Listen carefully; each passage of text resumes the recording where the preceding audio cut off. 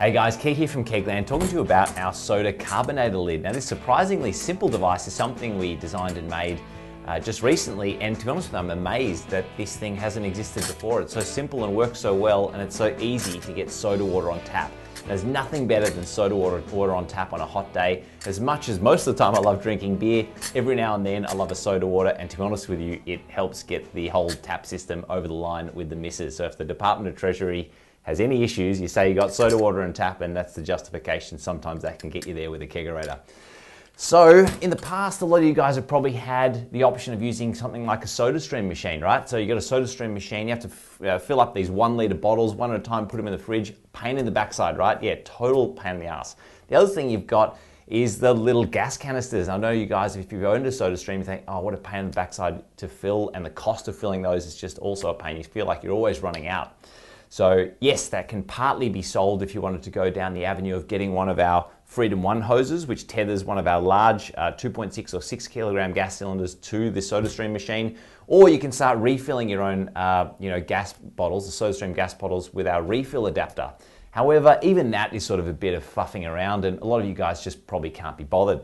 So the best solution is to plumb your mains water into something like this, and then get soda water on tap 1,000 litres at a time or so before having to replace your gas cylinder, and it's just no effort whatsoever. So that is the absolute best solution. Now there are solutions on the market already which are electrical and they have their own refrigeration device, and they generally cost in the thousands of dollars. So what we came up with is a really simple lid which literally is under 50 bucks, and it works awesome.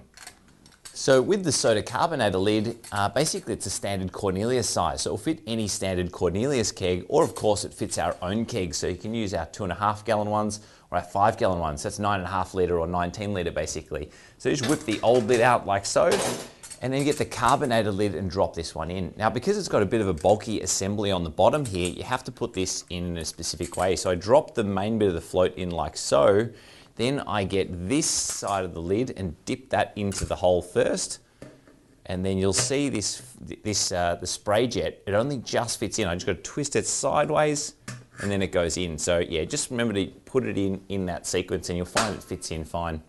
Some of you guys probably want to know how this works, and it's really straightforward. Basically, we've got a float on top of the lid here, so that's just on the underside of the lid. So I've put it inside of this clear container so you can see what's going on. When the water level drops and you dispense some soda water, basically the float activates and you'll see the jet start spraying water out of it. And then when the water level increases, it activates the float and then turns that jet off, as you can see there. So that's pretty much it. It's a really simple mechanical design with no electronics in there, making this type of system really reliable.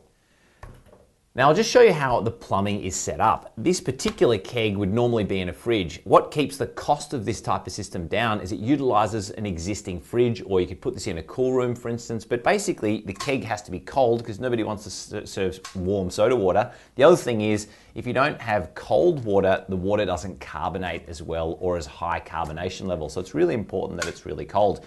Now, for one of these kegs here, the 2.5 gallon or the 9.5 litre, I've found this to be absolute heaps for our home, and we have a lot of soda water drunk at our place, probably in excess of 10 litres a day quite easily.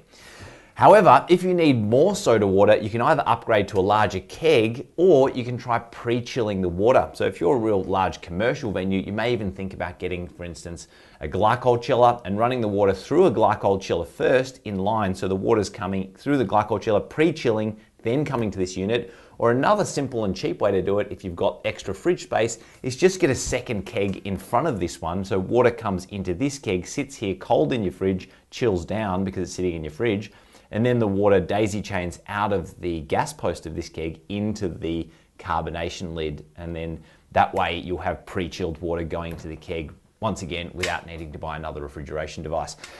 Anyway, so to hook it up, it's really straightforward. You've got your mains water supply here. Now in Australia, we've got quite high mains water pressure. Like our mains water pressure is often over 100 PSI around Metro Melbourne.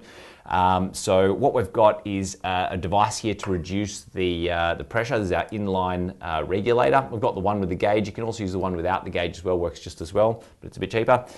Then the other thing is we've got our check valve here. Now it's really important you put a check valve in, because I know when we first set these up, actually what happened is we had soda water going backwards and ended up coming out some of our other faucets in our house, and we're like, hey, what's going on? We've got fizzy water coming out of our shower. So yeah, make sure you put the check valve in here as well. So then I've got a black ball lock disconnect, and then this just clips onto the carbonator lid like that. So really straightforward there.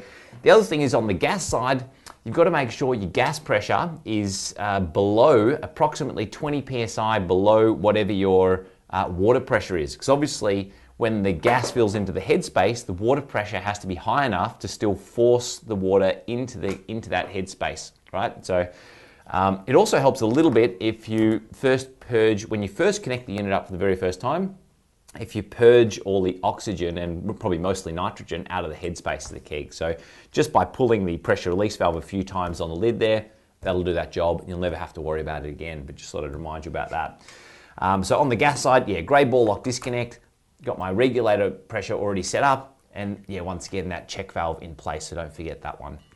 Lastly, most of you guys probably won't be using a Pluto gun. I know a lot of you guys will put one of these in your kegerator, for instance. Like I know a lot of guys will find it hard to sacrifice a keg space, particularly for soda water. However, we just got our new Kegmaster Series X is about to come out, and they've got 4 taps. So, you can still have your 3 taps for beer, and then you've got 1 extra that you can use potentially for soda water, and hopefully that keeps your missus happy. Anyway, so for this demonstration, I've just got a Pluto gun here, so it's really simple. I suppose you could, if you had this keg sitting in a normal fridge, just use the Pluto gun and hang this inside the fridge or put it in a holster or something like that. And I'm just gonna click this onto the regular liquid output post on here. And that's pretty much it. So it's really not a complicated thing to plumb up. If you've plumbed up any other keg system before, look, this is a piece of cake. Now, because we're using higher pressures than we'd normally use, I also want to remind you guys to just redo a pressure check as well when you first set the system up. Now, one of the easiest ways to do a pressure check is to turn the gas regulator pressure to your set pressure or the highest pressure you're thinking you're going to be operating the system at. Turn the gas bottle off here like that. So I've got this completely turned off like that. And now on the gauge, I want to make sure that neither of these needles go down to 0. Obviously, and that's with everything connected. So I've got the gas all hooked up onto the keg here.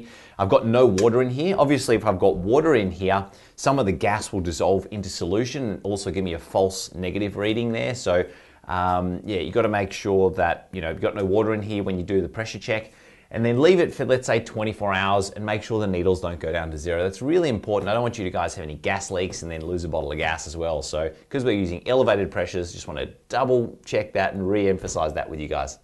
Now, if you've got one of our standard Mark IV regulators, you know that the green pressure release valve goes at about 4.5 bar. And although you could use that, and it's perfectly fine, to be honest with you, I like my soda water so bubbly that it actually hurts a little bit. So I like to use the gray PRV. So I actually put this higher PRV out in here so I can get up to really high pressures and get really bubbly water.